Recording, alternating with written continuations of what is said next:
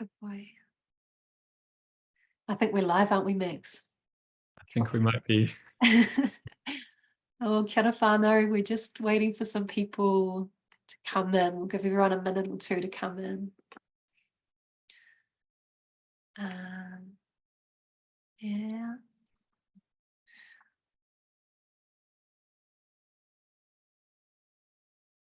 Most need some like entry music or something, like a theme song. Yeah.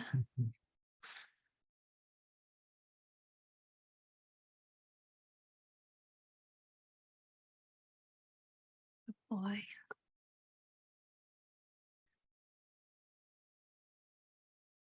Welcome. If you're just coming in, we're just giving people another minute before we get started.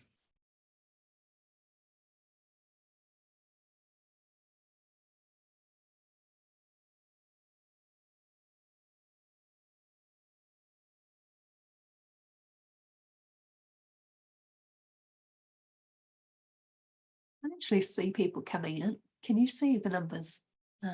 Oh well, welcome everyone. No mai haere mai.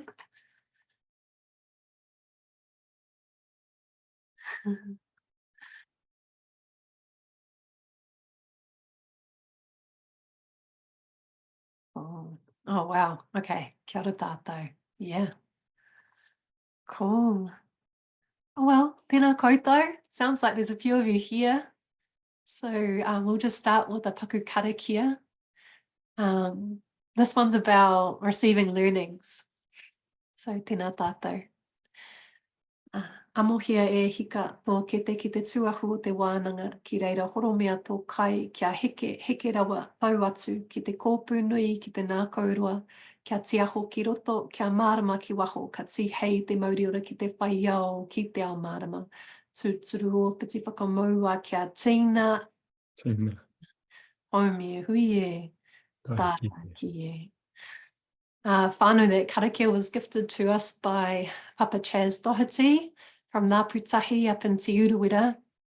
And it's a karakia that says, you know, when you're receiving learnings, swallow them down to the pit of your stomach. Don't allow them to sit between your tongue and become a debate between your tongue and your brain. Swallow them down like food to nourish your puku and allow those learnings to come out through your hands. And that's a really useful karakia. It's a good one for us to set our intention for this conversation today. So kia ora everyone, no mai, haere mai ki tēnei kōrero. And thank you to Action Station for hosting us. And tēnā koe e hoa, Max.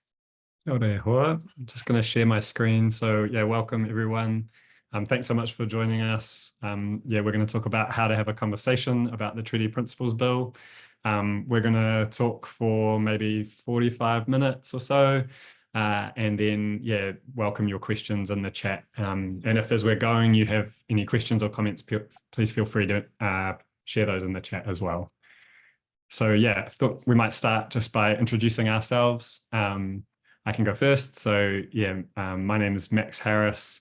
I'm Pākehā, I'm tangata tiriti. I grew up mostly in Pōneke, Wellington, but studied up in Tamaki Makaurau, Auckland, and am now living here in Onehunga with my partner Holly.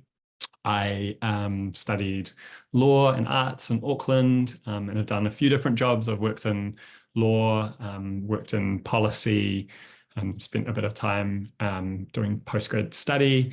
And yeah, right now I work as a campaigner at Action Station and then also doing legal work. Over to you, Matariki. Pai, kia ora tātou, he ri tēnei no nai tū hoi me Ngātiawa. Kei tāne atua hau e noho ana. So kia ora whānau, my name's Matariki.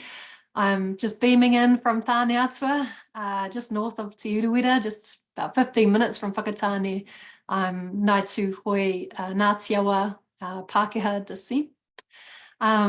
My mahi here in Tāne Atua, I do some contracting work. I'm doing some work with Auckland University, researching constitutional law, looking at different Indigenous rights around the world. And I do tiriti wānanga with a bunch of people. I just want to mihi out to all of those people at the moment who are really, really busy educating. And putting out a lot of posts on, you know, putting out information for all of us. And I welcome, you know, encourage everyone to reach out to those voices who are trying to share as much light as possible on this mahi that we're about to talk about tonight. So kia ora tātou. Ore hoa. So yeah, the purpose of tonight is to talk about the Treaty Principles Bill and to get us all even more fired up about it. We don't want to assume too much knowledge, but we know that there are some people out there that maybe feel instinctively uncomfortable about it, have heard that there might be something wrong with the ACT Party and the government trying to rewrite Te Tiriti. And what we want to try to do tonight is kind of convert that into a feeling where you can leave tonight and feel confident to go out and do things about the Treaty Principles Bill, because we're not powerless. There are things that we can do. And I guess another purpose of tonight is just to increase our confidence to do something about it, partly by equipping us with answers to questions that might come up about the Treaty Principles Bill. And the aim tonight is not to give you kind of like perfect answers that we want you to write down word for word. As we'll come on to, you'll all have your own answers and you'll all have your own ways of explaining things. And also we need to build a movement against this bill. And it's not just about kind of the logic or the arguments, but we do hope that by running through some of the questions that will leave you feeling more confident and able to go out and take action. So I'll throw it over to Matariki for some starting points. Awesome, whānau. So there's a few words on this slide. Apologies for that, but I think it's important to recognize that this isn't just a new thing. You know, we live in a reality, a colonized reality, whānau, and it's just a factual thing. I know the C word can bum some people out because it seems like emotionally charged, and it is, but that's our reality. We're like fish born into water, and we're swimming around in this reality, and things that appear normal to us, we go unchallenged. So I want to sort of pause and understand that this Te Tiriti o Waitangi is like a clip on a whole long movie of colonization. So the movie is really about the whenua, the land, and this is a clip. Te Tiriti o Waitangi is like a clip that we can zoom into and we can understand how our worlds come together by this tiriti, but it's not the whole story. And I think that's why it can be so difficult to have these conversations, because you're having to summarize these generations of resistance in order to make some points sometimes. So one of the things I use, one of the tools I use is to talk about these two different worlds. And I think what can be difficult for these conversations is having like this us and themism, Māori versus Pākehā and then everybody else. And it's actually not about that. The reality is that in Aotearoa, we had the Māori world, Te Ao Māori with different iwi, different tribal nations. And then when the settlers arrived, here's Te Ao Māori here. And the settlers arrived. We had this honeymoon period. There's a lot of history you can talk about. And then Te Tiriti, we had He Whakapūtanga, you know, the Declaration of Independence. And then you have Te Tiriti o Waitangi, which was an international agreement to share space peacefully. It's probably one of the most generous things you could look at in our history of our leadership in Te Ao Māori agreeing to welcome and for various reasons, the British Crown to come and govern their own people within these lands. And so this is what the agreement looked like. There was a granting of kāwanatanga subject to tino rangatiratanga Māori being maintained as it had been for millennia. So there's this meeting of these two worlds. Then over time, there was this imposition of one world over the other. And this is the shape that we live in now, where the Westminster system, or where we see this beehive, this parliament, this English, British-styled legal and governance system sitting on top of, and this Māori world has been relegated to minority rights or minorities, seeing it as just a minority that are given special rights, as people see. So it's actually, when we talk about Te Tiriti o Waitangi, we're talking about two different worlds coming together. And I think I'll talk about that a little bit more as we go. So the imposition of the Western world above Te Ao Māori, just like above all other Indigenous people throughout the world, comes out of what we call the doctrine of discovery, which if you haven't heard that, definitely write that down and Google that, because there's a lot of resources out there, and There's a reason why we don't know about this. So the doctrine of discovery is essentially the legal, theological, political authority that was granted to the monarchies of Western Europe, which is why we say the Western world comes from Western Europe, to go out and take lands and take people's lives in the name of God. So it was came out of the Vatican. There's a whole series of laws, Catholic laws called papal bulls. And if you really want to look into this specifically in Aotearoa, there's a wonderful book called Kia Mau by Tina Ngata, which really looks at this. So the doctrine of discovery is kind of this first, it's actually where white supremacy is really born out of. It's a superiority complex that justifies this shape or this imposition. So out there, capitalism is upheld by this, and there's a new book, The Financial Colonization of Aotearoa by Catherine Coman that we've got up there. It's new, I think. Did it come out this year, Max? Or last year? Yeah, end of last year through this year. Yeah. Huge amount of work in there that's specific to Aotearoa, because obviously colonization is a global project. We can see it today in Kanaki, New Caledonia. We can see it happening in Palestine and Congo and Sudan. All of these places are part of this water that we're swimming in.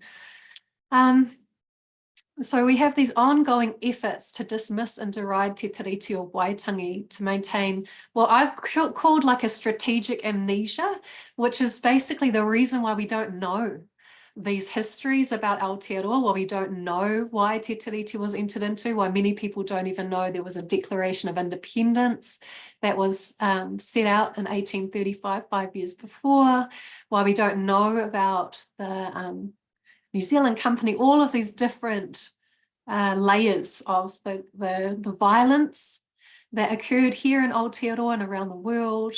And then what's been termed the violence after the violence by Dr. Waireti Rostenberg is this imposition of strategic amnesia, where we use our educational system and our political system to suppress these memories, to not talk about them, which is why when you try and have these conversations, you'll be met with defensiveness, you'll be met with ignorance, you'll be met with a whole lot of emotion of people who just feel allergic to hearing anything like that, because we haven't had this education. And that's actually put us at a massive disadvantage right now, which we'll talk about. So I call that strategic amnesia. And I think that's a useful phrase to talk to people, especially loved ones, because sometimes people feel guilty for not knowing these things, but it was strategic that we do not know these things. So don't, move past the guilt or any shame or any doubt that you feel if these are new to you. Move past that, move through that, and move back into, this is the journey for learning this stuff and learning to believe in it and being able to advocate for it. So Māori resistance is just this, going by the bullet points, has ensured that Te Tiriti has kept its vitality. So I don't know if you know this, but when you look at a picture of Te Tiriti o Waitangi, or you go to visit the document in Pōneke, you'll see that like a quarter of it's been rotted and eaten away and water damaged. It survived a fire. It was found in a basement. It had been forgotten about for over 100 years, and it was found in a basement. I've forgotten the name of the guy, Thomas somebody, and it had been eaten by rats, essentially. So that's part of that amnesia. But the pulling up of Te Tiriti really started in the 60s and 70s with these big movements and these loud voices. It was a global movement, just like what we're seeing today. And it really brought Te Tiriti Waitangi back to the fore. And when it comes to this bill, it's trying to attack and push that back down. It's trying to suppress Te Tiriti again. All of this work that's been done to bring her back as being pushed down again out of fear. And so we'll talk about that. It's really important to also know that we're not always looking backwards at Te Tiriti. There's a lot of work to understand our history, but there's also a lot of work by Māori to look forward for a positive vision based on Te Tiriti o Waitangi. So one point I really want to make tonight is that Te Tiriti o Waitangi provides a framework for belonging for everyone. It's not about us and them. it is about two worlds and the existence of Māori being able to be Māori here in Aotearoa. You know, that's really important for all of us. And Te Tiriti o Waitangi, when you understand and you read the actual provisions of the document, was a creation of belonging for all people to be here.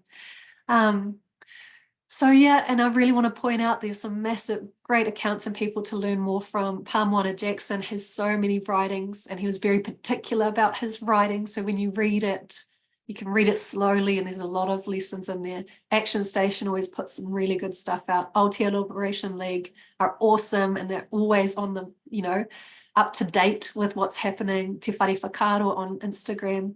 Dr. Luke Fitzmaurice Brown, I Tangata, Animi Kaire, Kia Mau, Tina Nath, all these people and more, Veronica Tawhai, massive, massive people to be following. So better move on, otherwise I'll get stuck in this.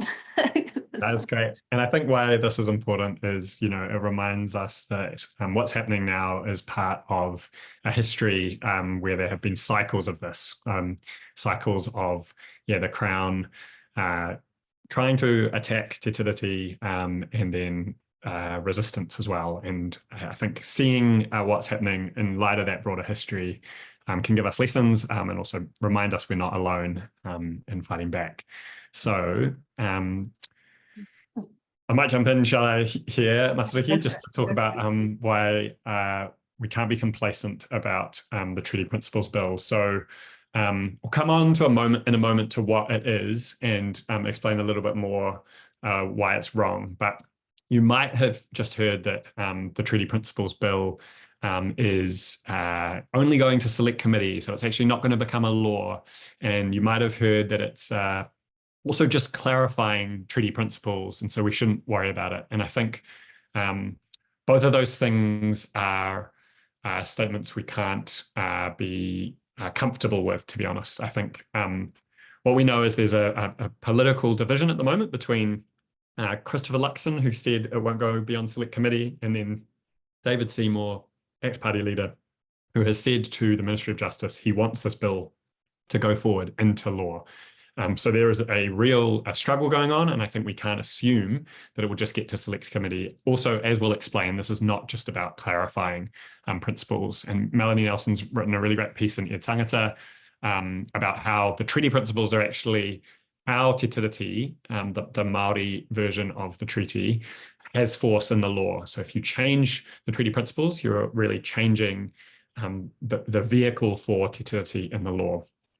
And the other thing is, even if this bill just goes to select committee, unless it becomes toxified, it could do real damage. And hopefully, if you are not comfortable with explaining why now, by the end of this webinar, you'll be able to explain it a bit more. But one thing that I would say is that I think this bill is especially damaging to the notion of tino rangatiratanga. So one big problem with it is what it does is it broadly mirrors the structure of Te Tiriti o Waitangi. So it has three principles for the three articles, but in particular where you would expect tino rangatiratanga in Article 2 or Principle 2, this bill has in place of that chieftainship for all New Zealanders. And that could really erode understanding of tino rangatiratanga, the ultimate authority for Māori over their taonga and over what is guaranteed in Te Tiriti.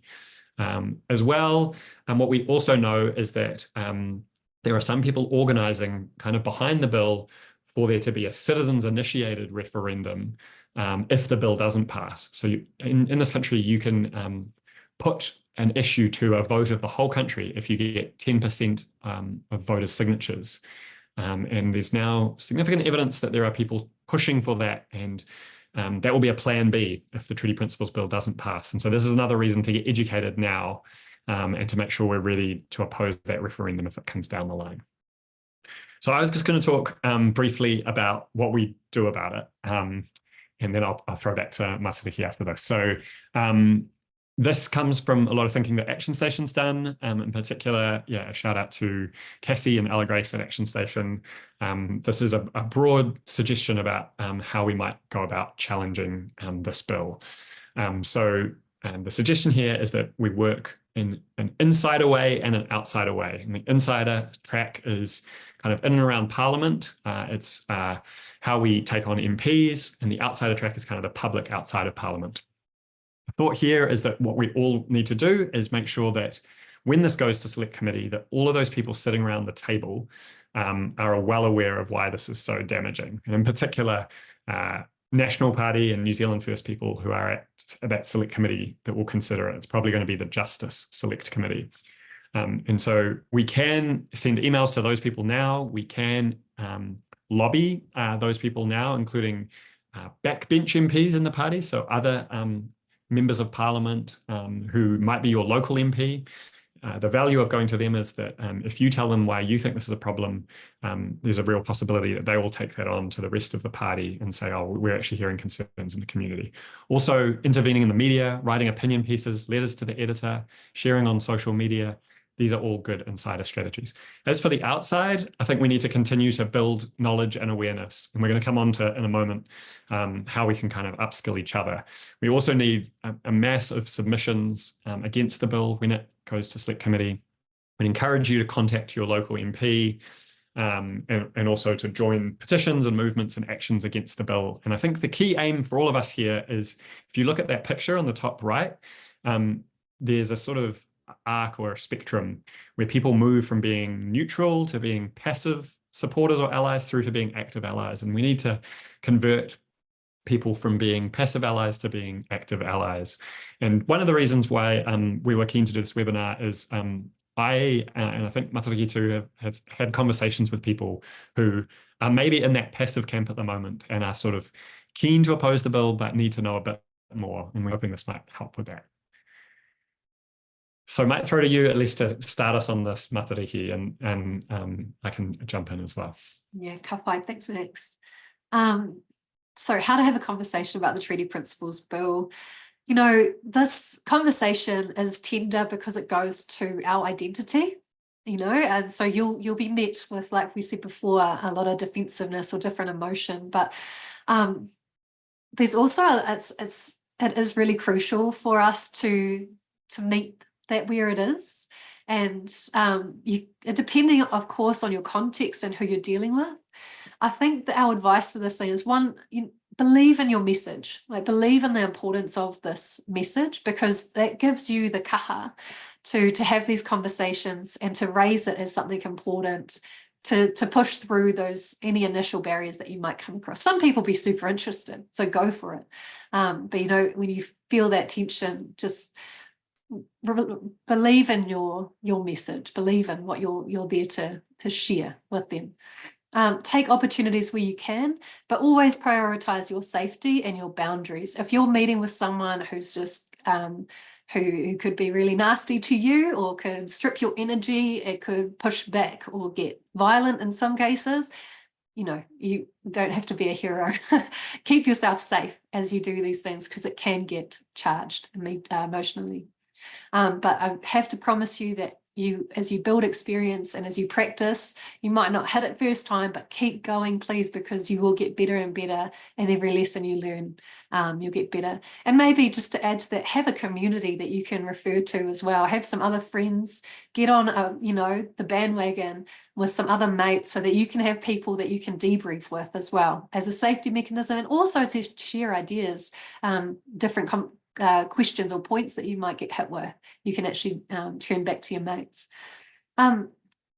Be mindful about your different contexts, because, you know, say if you're online, or if you're at church, or if you're in a political setting or a university club, as we have there are going to be different types of ways that you can connect. So there's no one way. You don't have to be like this militant dude with these key points. Like, you can try that style, but you don't have to. If that's not your style, you don't have to kind of do it in one specific way all the time. And sometimes that can be less persuasive, because it's sort of, you know, one size fits all. So being aware of your context is really important. And that third point there of finding your common ground. So the reality is, we all live here in these islands of Aotearoa in the South Pacific. There's no more land being made. This is the finite geographic space that we share. We have an interest to be here and living peacefully with each other. And there is common grounds that you can meet with people. So finding examples or values that you can connect with. So for example, when you're talking about Te Tiriti and you're thinking about Te Ao Māori, you know, this Māori world, you can see there are different ways that you can connect with people. So if you're talking to environmentalists, you can talk about the whenua and the importance and the way that when Tiriti provisions are supported, when Māori are supported, the whenua is always prioritised, or is often is prioritised.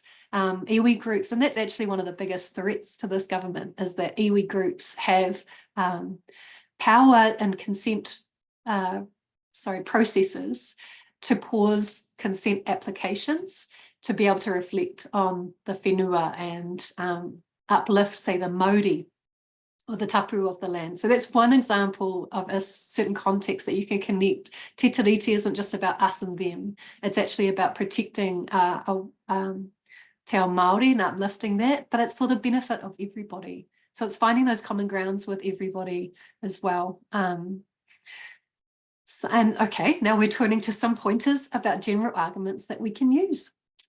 So, I've sort of skipped ahead of myself here, but yeah, thanks, Max. So starting with shared values and links to Te Tiriti o Waitangi. So, we talked before about Te Ao Māori and Te Ao Pākehā and this sort of shape that we're in. It's really, really tragic to see this imposition and oppression of the Māori world, and to see, for all of us, no matter where you come from, to see language be threatened and crushed and destroyed, to see our culture be absolutely marginalised to specific places like just marae, just doing tangi, to see the disconnection between tangata and whenua. And that has a huge ramification for all of us. So one example, this might seem a little bit random, but one example I want to share is, when Māori, say in 1840, the population, a very conservative estimate of Māori people was about 250,000 people, and they're Māori people, and about 2,000 Pākehā people. And we had this abundance with our culture, with our language, with our way of being, with our aroha ki te whenua, tikanga, all of those things. And we had this honeymoon period, which is really important part of our history, because that is the vision forward, right? When you look at Mātike Mai and you look at Māori advocacy for the vision forward for our world based on Te Tiriti, there was this time of interconnection and interrelationship and interdependency between the Māori world, which was thriving, and our newcomers, our manuhiri, who had arrived. And there were people called Pākehā Māori. So if you Google Pākehā Māori, you'll come up with a whole lot of different people who had sort of left England and wanted to leave that world behind and embrace Te Ao Māori. And some of them received moko kanohi. That's something we would not be doing today. You won't be seeing that gift of that taonga being given. But our tipuna did that because the abundance of our culture, our security and what we had was overflowing, and we were able to welcome in, to create belonging for these newcomers and share in our language. That's freaking beautiful. It's stunning. There's also a really massive difference between Te Ao Māori's approach to, say, the land and the Pākehā world's approach to the land. I do talk about this a bit, so I want to share this example as well. As under Western legal systems, the only way that we relate to the land is as an owner to a property or as a manager to a resource. Excuse me, you guys. They won't last long. It's our Tāne Atua fire alarm. They got training tonight. So that's a very hierarchical system, which is a patriarchal system whereby the human is on top and the land is rendered to a resource, a commodity that can be bought and sold like any other household item. That's the imposition. Whereas in our Māori world and Indigenous legal systems all around the world, the land is alive, enchanted. She is a mother because biologically, historically, culturally, that is true. She was here before us. And humans are the children. And so our relationship doesn't mean we cannot develop or be part of and do things with the land, but it means that we relate to the land as a child to mother, and that allows us to not poison our waterways, not degrade our whenua, our soils, to the point of contamination, of poison.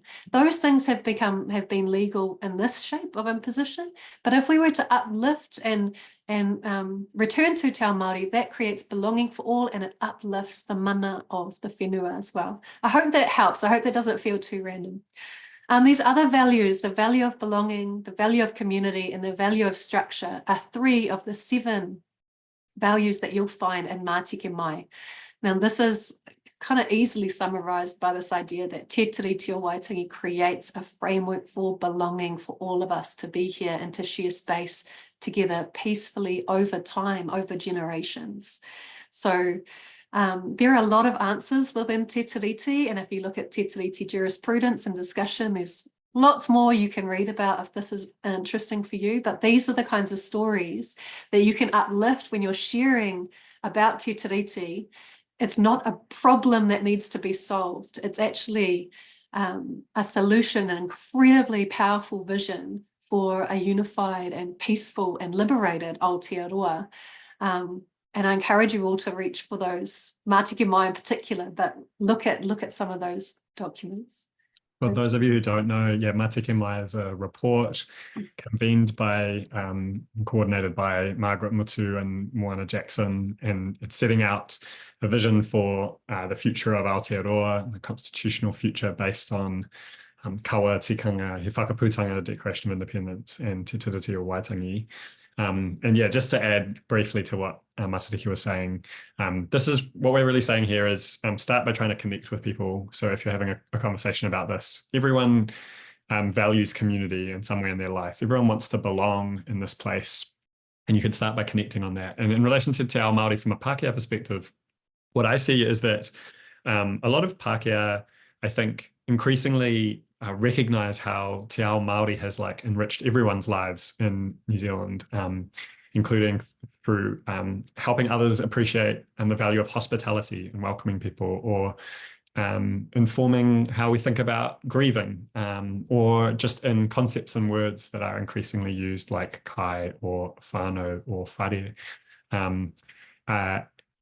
It's a bit cringe, but I was thinking about the haka as well, and how I lived over in the UK, and there's a lot of overseas New Zealanders that I think are quite disrespectful in doing the haka in London. But what it shows is this pull towards seeing Te Ao Māori as something that is unique in New Zealand. I think there is this view among lots of Pākehā and Tauiwi that this is something that is special about this country. And this is a foundation for this country. And what we're suggesting is connecting over these values is a good way to start a conversation. So just to go to kind of what's wrong with the Treaty Principles Bill, I'll quickly run through this, and then we'll go into maybe some questions that might come up. So this is a bill that the ACT Party and the National Party have agreed as part of the coalition agreement to take to select committee, and the ACT Party wants to take it to become a final law. As I said, it twists Te Tiriti in all of the parts of it. It kind of mirrors the structure of Te Tiriti, but then garbles the content of it, and in particular in where you have Article 2, Tino Rangatiratanga, it twists that into chieftainship for all New Zealanders. And this is Matariki's point, but there is more to lose now than before, after generations of effort, generations of resistance. And the bill is the sort of pointed end of many policies that the government is pushing that are anti-Māori, including seeking to get rid of Māori wards, seeking to downgrade the UN Declaration on the Rights of Indigenous Peoples, challenging the history curriculum, lots of other areas, but this is a kind of key part of their anti-Māori agenda. So I've already said that it's a problem because it erases Māori rights. It seems it tries to downgrade Tino Rangatiratanga for Māori, which was always understood to be for Māori, as many historians say, into chieftainship for all New Zealanders, and that's an injustice, number one. Number two, this is a real kind of overreach. So this is also imposing the Act Party's principles into the treaty principles, and then that flows through all of the law. If this was made into law, it would affect treaty settlements, it would affect conservation legislation where the treaty principles are mentioned, and a range of other laws. And this is also a kind of abuse of power, and it involves imposing that Act Party ideology, as Melanie Nelson writes about. There's been really poor process on this. There's been pretty much no engagement with Māori up until this point, and it involves one party to the treaty, Te Tiriti, rewriting Te Tiriti unilaterally on its own. Did you want to mention that last point, Matariki, about disinformation? Oh, totally. So, the bill itself is really, really problematic, but everything that's surrounding it, the disinformation about what Te Tiriti really was, that it's some sort of race-based issue, it flares racism within our community, makes things dangerous for us. It flares anti-Māori sentiment and alienates Māori. And when we say that, we have more to lose now than before, I mean, like, when you look at our timeline of our history, so from this abundance that we had through the 1860s of land confiscation, dispossession and war, to 1900, when our population went to 42,000, when the settler population rose to 1 million. So there's over a very short period between 1840 to the turn of the century, the population of Māori absolutely diminished, and the settler population took over massively. And then from that point, there was this idea that Māori would die out completely, right? And then there was this generations of resistance and rebuilding the strength, and going to finding Te Tiriti in the 60s and 70s, this thing called the Māori Renaissance era, the treaty settlements, which came up with the Treaty of Waitangi Act, and the Waitangi creation of the Waitangi Tribunal, which is also under attack at the moment by the Act Party, right through to, today, 2024, there's been this huge generations of absolute resistance and re-establishment of Te Ao Māori. Apparently we've hit 900,000 in our population recently in terms of Māori people. And in terms of our legal system, our protections, we have a lot to lose right now. So there is a view, the reason why I want to push this is because there is a view that, we just batten down the hatches, maybe this government will go out and we could just restore what we had. I don't think it's going to work like that. I think we have to really, really hold the line now to protect what has been won by all those generations of fighting and resistance. Peacefully, by the way, peaceful resistance by Te Ao Māori to get to this point. We have to hold the line now. We can't let it just go. You don't just batten down the hatches and hope for the best. You do have to take energy, and it's disappointing. I get frustrated by the fact that we have to turn around and fight for the same things that we've already won. And this is just one bill of many. When all our energy could be going into regenerating and re-indigenizing and restoring ourselves and growing our mara and our reo and everything, growing our babies, but Te Ao Māori is having to now turn around and address all of this stuff. And so when I talk to all those who are non-Māori, Pākehā, Pacifica, whoever, please ally up. This is work for all of us. Don't allow it just to be Māori leadership to be pushing back against this. Ally up, which means follow the lead, but also believe in this work and advocate every chance you get, because it's going to take all of us to hold the line on this. And we do have a lot to lose, especially if this bill goes through. But yeah, just wanted to add that piece there. Thanks. Right. So yeah, what we've said is think about where you're having this conversation. So yeah, what's appropriate in that space, appeal to shared values, and then, try and have your snappy summary about what's wrong with the bill, which might be, it's an injustice because it erases Māori rights, it's an abuse of power, and there's been a horrific process with it. But you could pick and choose from any of these arguments and reasons we've given. So now we're going to come on to, just some counter arguments that we've heard come up, and we want to kind of equip you with some responses to these counter arguments. Cool. So Max, but isn't the treaty race-based and don't we just want equality? It's a Yes. common question. This comes up a lot. And our suggestion for how to respond to this is to say the treaty, which is the English version of Te Tiriti, and Te Tiriti are an international agreement between two peoples, and it's the only document that creates legitimacy for the British Crown to establish any form of government in Aotearoa. So it's the basis for Pākehā and Tauiwi for being here. So I think it's really important to say that at the start. But more than that, and to address this question, what you can say is we need to look at what's in Te Tiriti, what was signed and what's been upheld from generation to generation. And that is Tino Rangatiratanga for Māori. And that is about the right for Māori to live as Māori. That is in Te Tiriti. This is not race-based. This is just about the exchange of promises that were in that's in that document, in that agreement. Also, if you still feel like someone's pushing back, you can say, well, actually, all throughout New Zealand law, there are acknowledgements that people need to be treated differently in order to achieve equality.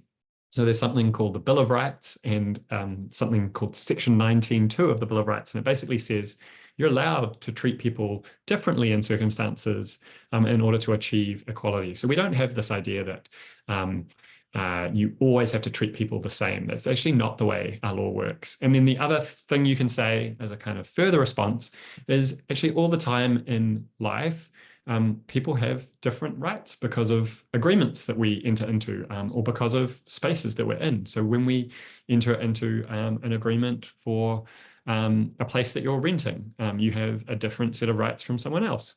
When you are with a doctor or with a lawyer, that person owes you certain things because of who they are. So it's just not the case that like we're all flattened out and we all have the same rights. We actually, as we go through life, have different rights because of those agreements. And so those are 3 or 4, hopefully, good responses to that argument.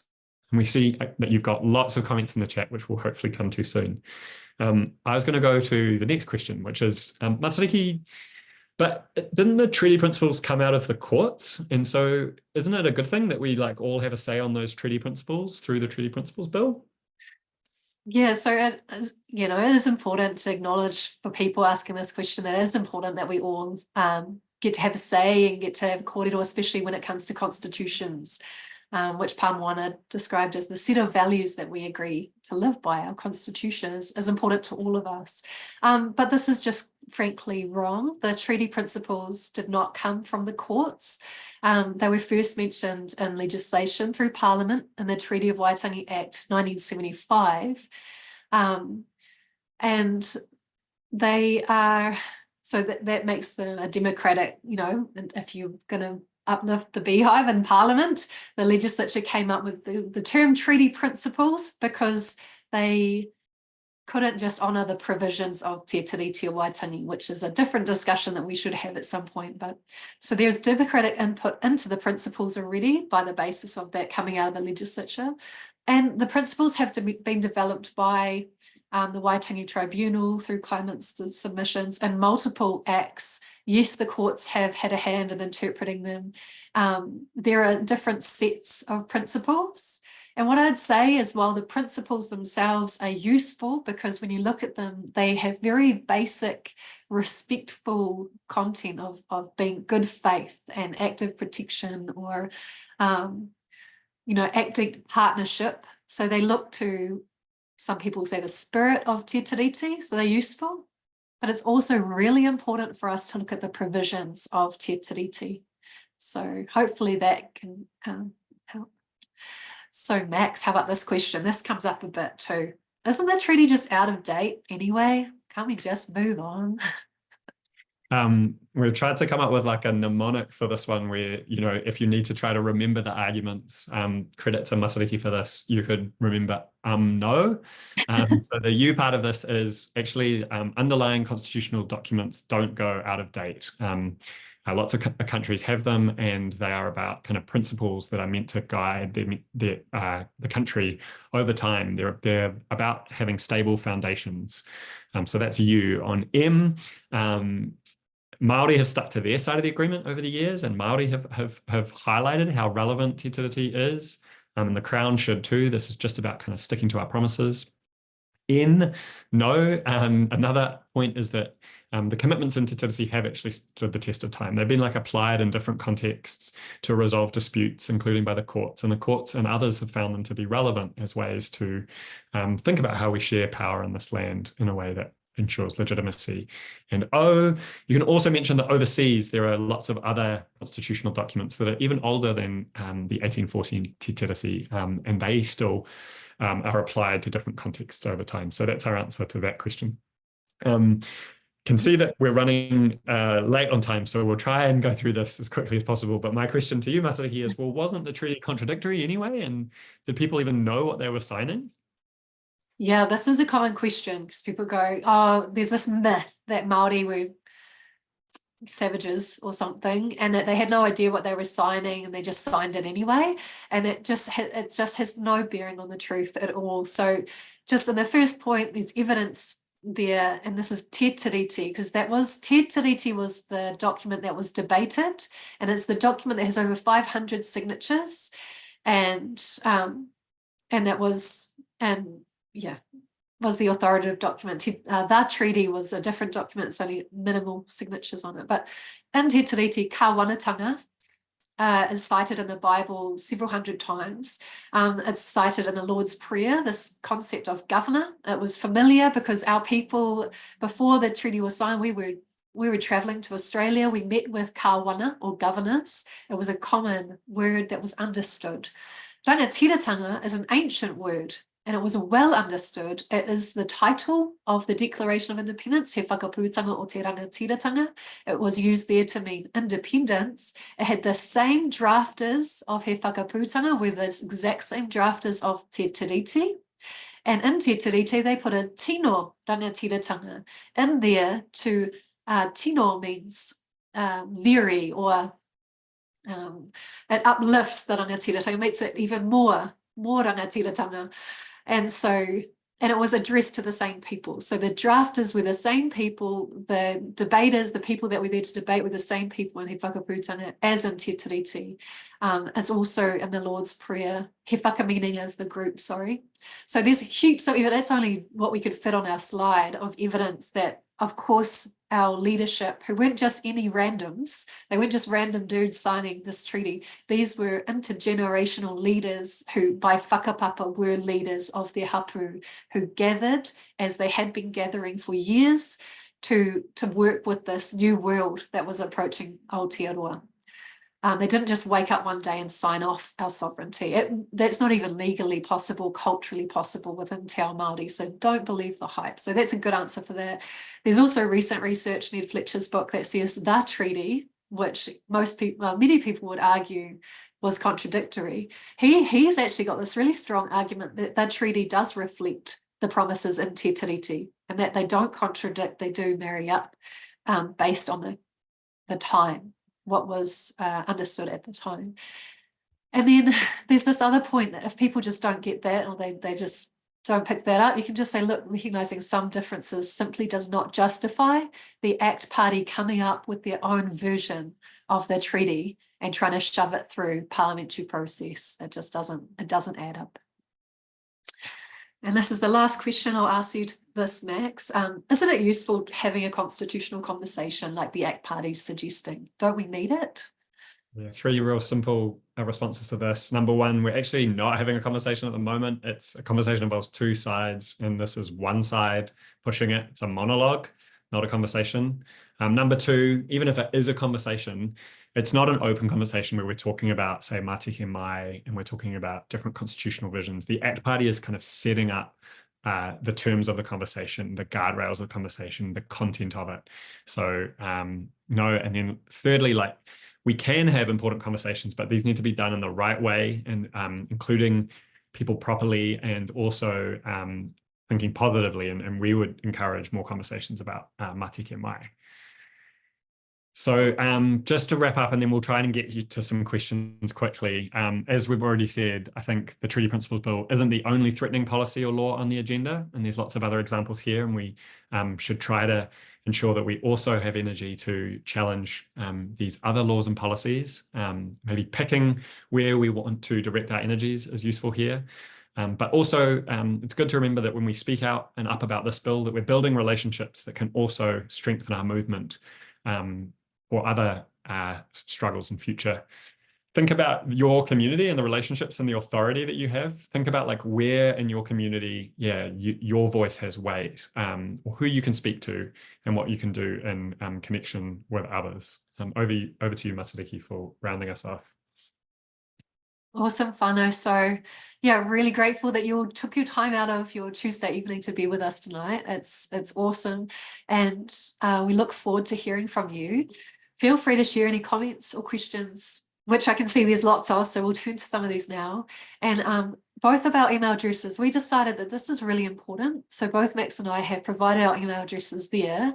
If there's anything particularly that you'd like to hear more about, we can always direct people in the right direction.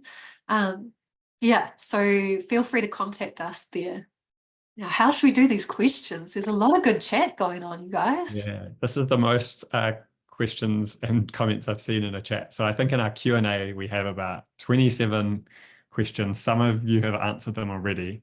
We're going to try and wrap up by 8, just because we said would be 7 to 8. But I don't know, Matariki, maybe we can hang around and try to answer a few more questions after saying bye. So let me go through and try to just pick some of these questions. Okay, this is a good question. Do you have any good tips for emphasizing tino rangatiratanga being good for all? Matariki, do you have any thoughts on that? Tino rangatiratanga good for all.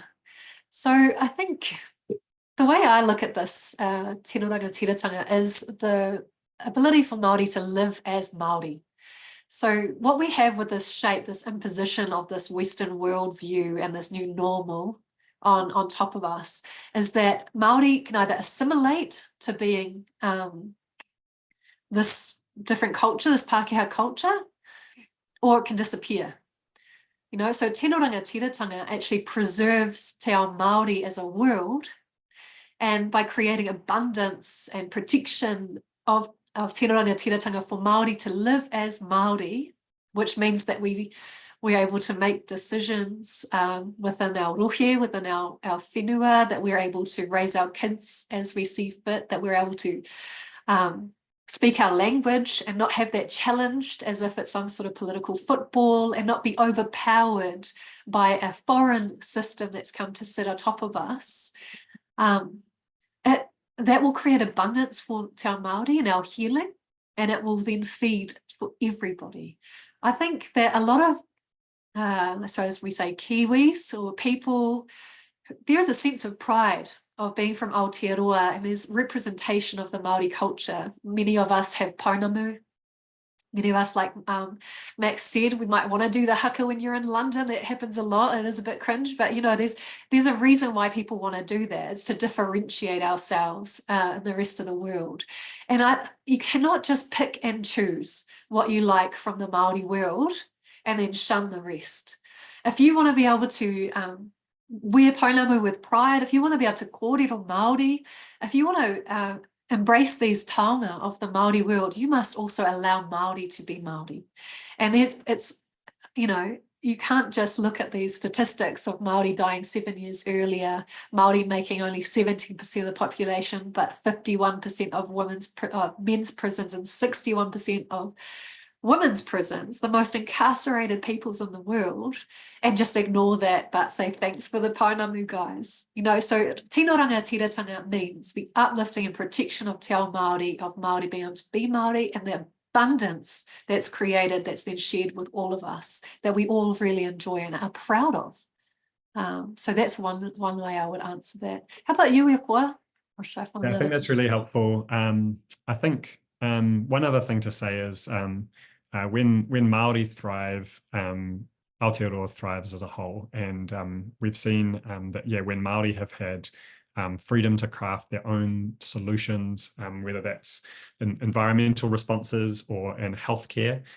There's been some really creative and effective things that have flowed out of that for Māori, and it's made us like a richer, more interesting, fairer society. So that's partly how I get it. I'm glad to see there's quite a lot of conversation, so we don't have like 99 questions to answer. But one question that came up again is a bit about the kind of timeline for the bill and what's coming up. So what we know is now public is that there's going to be some kind of exposure draft. Or this is what has been suggested, is that there'll be some kind of draft that is shared initially, and it's not clear whether this will be public. What we've been told is that the select committee will be later in the year, but there's no fixed date as far as I know at the moment. And some people have also made the point that with the fast track approvals bill, which is great to see lots of people are aware of, not everyone has been able to share their submission orally. And it's true that that's a risk. And I think we really have to press to try to ensure that doesn't happen again. There's a good question here, Matariki, maybe you could have a go at this, about, would you agree that this focus on the principles is intentionally misleading and that this bill undermines Te Tiriti itself? What would you say to that, Matariki? Yes, I agree with that. I think there's a lot happening at the moment in terms of trying to overwhelm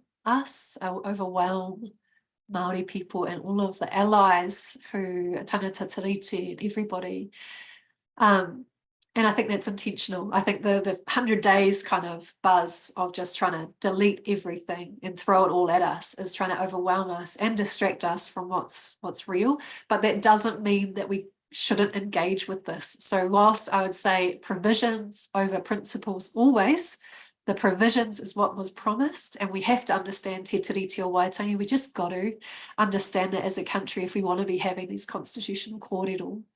But the principles are still valid. They still have legal effect. So that's the difference. The Te Tiriti o Waitangi was never able to be enforced in this Western legal system by itself, but the treaty principles are.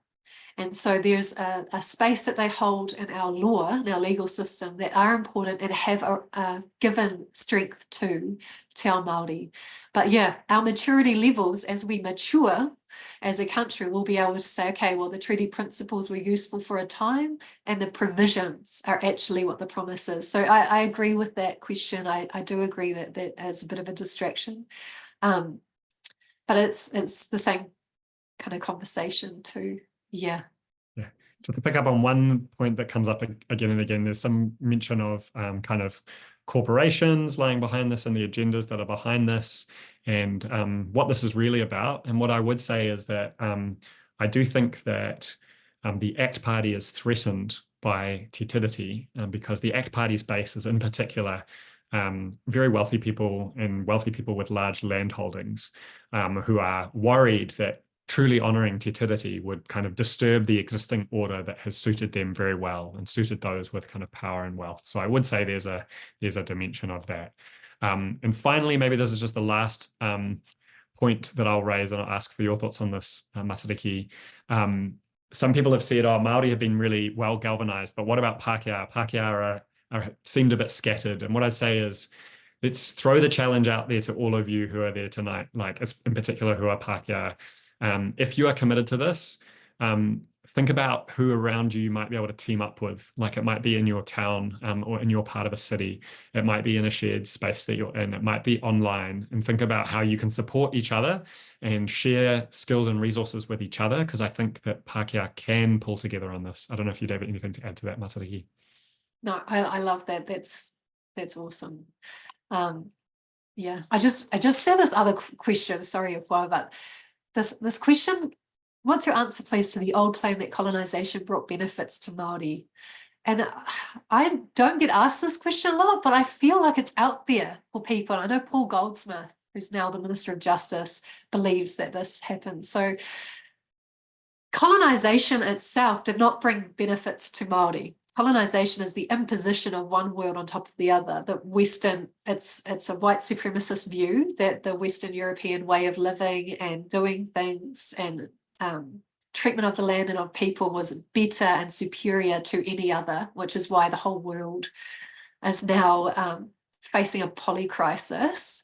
And there's even the International Climate Change Commission has identified colonization as the root source for climate change. So if that's news to you, have a look at the IPCC latest report.